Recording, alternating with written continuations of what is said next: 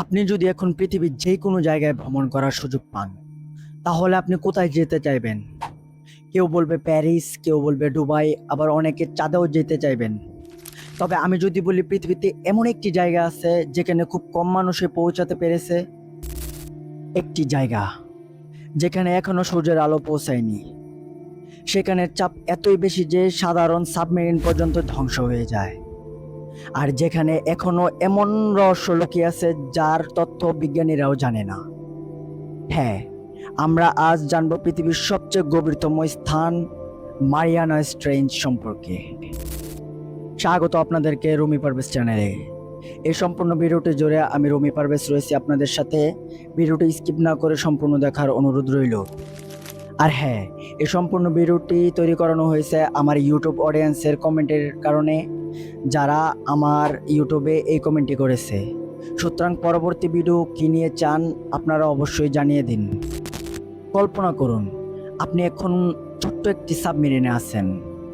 ধীরে ধীরে আপনি পানির নিচে নামতে শুরু করলেন। মাছেরা সাঁতার কাটছে, সূর্যের আলো এখনও দেখা যাচ্ছে। তবে আপনি যতই ধীরে ধীরে নিচে নামতে শুরু করলেন, সূর্যের আলো অন্ধকার হয়ে আসছে। এক সময় আপনি এমন একটি জায়গায় গিয়ে পৌঁছালেন যেখানে শুধু অন্ধকার আর অন্ধকার। সেখানে কোনোই আলো নেই, শুধু রয়েছেন আপনি এবং জল। সত্যি করে বলুন তো, আপনি কি সেখানে একা করে নামার সাহস পেতেন? যদি হ্যাঁ হয় তাহলে কমেন্টে ইয়েস জানান, এবং যদি নো হয় তাহলে কমেন্টে নো লিখে জানান। মারিয়ানা ট্রেঞ্চ এটি অবস্থিত প্রশান্ত মহাসাগরের পশ্চিম অংশে। এর নামকরণ করা হয়েছে মারিয়ানা দ্বীপপুঞ্জ থেকে। উপর থেকে দেখতে মনে হয় এটি একটি স্বাভাবিক বা সাধারণ সমুদ্রের অঞ্চল, তবে এটি হচ্ছে পৃথিবীর সবচেয়ে গভীরতম খাত, মারিয়ানা ট্রেঞ্চ। এর সবচেয়ে গভীর অংশের নাম চ্যালেঞ্জার দ্বীপ, যার গভীরতা প্রায় 11 কিলোমিটার। এই 11 কিলোমিটার শব্দটি শুনে হয়তোবা মনে হতে পারে খুব অল্প, তবে চলুন আপনাকে একটি উদাহরণ দিয়ে বুঝাই এর গভীরতা কতটুকু ভয়ানক।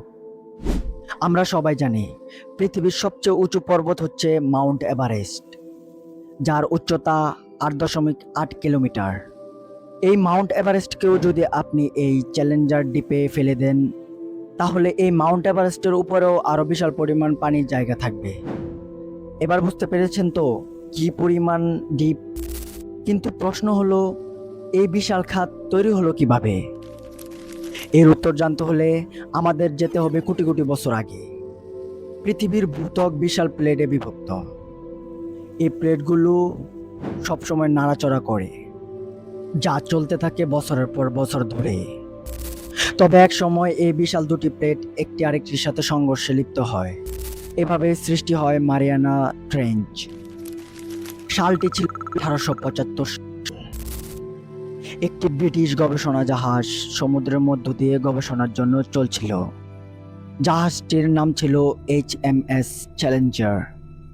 সেই সময় আধুনিক প্রযুক্তি ছিল না। গবেষকরা দড়ি এবং ভারী বস্তু ব্যবহার করে সমুদ্রের গভীরতা মাপতেন। এভাবেই চলতে থাকে তাদের গবেষণা। তবে একদিন যা ঘটে তা তারা কল্পনাতেও ভাবতে পারেনি। প্রথমত, তাদের চোখ লিটারেলি কপালেই উঠে গিয়েছিল, কারণ এটা ছিল পৃথিবীর সবচেয়ে ডিপেস্ট একটি জায়গা। তারা বারবার পরীক্ষা করে বিষয়টি নিশ্চিত হন। হ্যাঁ, এটাই হচ্ছে পৃথিবীর সবচেয়ে গভীরতম জায়গা। ফলে এর মাধ্যমেই তারা নামকরণ করেন পৃথিবীর সবচেয়ে গভীরতম জায়গার নাম চ্যালেঞ্জার দ্বীপ। এবার কল্পনা করুন, আমরা এখন আবার নিচে নামছি। 100 মিটার, 500 মিটার, 1000 মিটার। আমরা শুধু নিচে নামতেই চলেছি। তবে এখন আর সেখানে সূর্যের আলো নেই, চারিদিকে শুধু অন্ধকার আর অন্ধকার। তবে সামনে রয়েছে এখনো আরো কয়েক কিলোমিটারের পথ। নিচে নামতে শুরু করলাম। এর সাথে নিচে নামতে নামতে বেড়ে যাচ্ছে একটি ভয়ঙ্কর জিনিস, চাপ। মারিয়ানা ট্রেঞ্চের তলদেশের চাপ এতই বেশি যে সেখানে সাধারণ সাবমেরিন চূর্ণ বিচূর্ণ হয়ে যাবে। আর এই চাপ মানুষের কল্পনারও বাইরে। এই কারণে সেখানে খুব কম মানুষে পৌঁছাতে পেরেছে। দিনটি ছিল 1960 তেসরা জানুয়ারি। দুই অভিযাত্রী ইতিহাস গড়তে রওনা হন, ডন ওয়ালশ এবং জ্যাক পিকার্ড। তাদের লক্ষ্য ছিল পৃথিবীর সবচেয়ে গভীর স্থানে পৌঁছানো। তারা ট্রেস্ট নামক একটি বিশেষ ধরনের সাবমেরিন দিয়ে রওনা হন। টানা 5 ঘন্টা ধরে তারা নিচে নামতে থাকেন।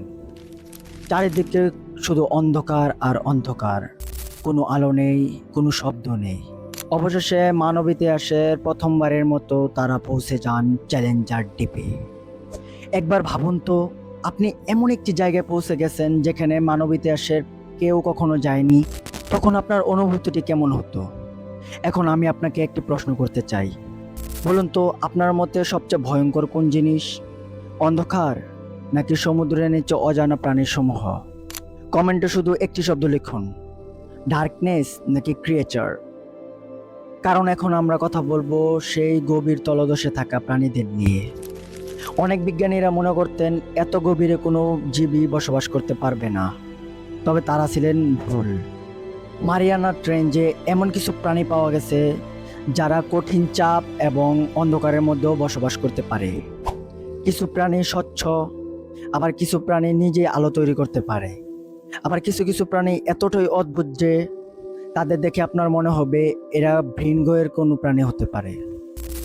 বিজ্ঞানীদের ধারণা, এখনো অনেক হাজার হাজার অজানা প্রাণী লুকিয়ে আছে সেই চ্যালেঞ্জার দ্বীপে, যাদের আবিষ্কার এখনো করা হয়নি। 2012 সালে বিখ্যাত চলচ্চিত্র পরিচালক জেমস ক্যামেরন একটি সাহসী সিদ্ধান্ত নেন। হ্যাঁ, টাইটানিক সিনেমার সেই পরিচালক। তার সিদ্ধান্ত ছিল তিনি একাই মারিয়ানা ট্রেঞ্জে নামবেন। তিনি বিশেষভাবে তৈরিকৃত একটি সাবমার্সিবলে করে একক অভিযানে নামেন। ঘন্টার পর ঘন্টা তিনি গবেষণা করেন, তিনি ভিডিও ধারণ করেন, নমুনা সংগ্রহ করেন এবং গভীর সমুদ্রের সম্পর্কে নতুন তথ্য নিয়ে ফিরে আসেন। কিন্তু অবাক করার বিষয় হচ্ছে অন্য কিছু। বিজ্ঞানীরা সেখানে প্লাস্টিক খুঁজে পান। হ্যাঁ, পৃথিবীর গভীর স্থানে মানুষের ফেলে দেওয়া প্লাস্টিক। ভাবুন তো, পৃথিবীর এমন একটি জায়গা যেখানে খুব কম মানুষই পৌঁছেছে, তবে সেখানে আগে থেকে পৌঁছে গেছে মানুষের দূষিত ময়লা আবর্জনা। তাই আমি মনে করি আমাদের উচিত যথাস্থানে ময়লা আবর্জনা ফেলা, যেন আমরা পরিবেশকে রক্ষা করতে পারি। আর এখানেই মারিয়ানা ট্রেঞ্জের সবচেয়ে বড় রহস্য। আমরা মহাকাশে স্যাটেলাইট পাঠিয়েছি, চাঁদে মানুষ পাঠিয়েছি, আবার মঙ্গলে রোভারও পাঠিয়েছি, কিন্তু আমাদের নিজেদের গ্রহের গভীর সমুদ্রের তথ্য আজও অজানা। হয়তো এখন মারিয়ানা ট্রেঞ্জে এমন একটি প্রাণী সাঁতার কাটছে যাকে পৃথিবীর কেউ কখনো দেখেনি। এটি পৃথিবীর সবচেয়ে বড় অমীমাংসিত রহস্যগুলোর একটি। আপনি কি মনে করেন সমুদ্রের গভীরে কি কোনো এলিয়েন বসবাস করে? আপনার মতামত কমেন্টে জানান। আর যারা যারা এই ধরনের রহস্যময় ডকুমেন্টারি ভিডিও দেখতে চান তারা অবশ্যই আমার ইউটিউব চ্যানেলটিকে সাবস্ক্রাইব করে যাবেন। আর যারা যারা ফেসবুক থেকে দেখছেন তারা অবশ্যই আমার ফেসবুকটিকে ফলো করে যাবেন। সাথে কমেন্টে জানান আপনারা কে কোন জেলা থেকে দেখছেন।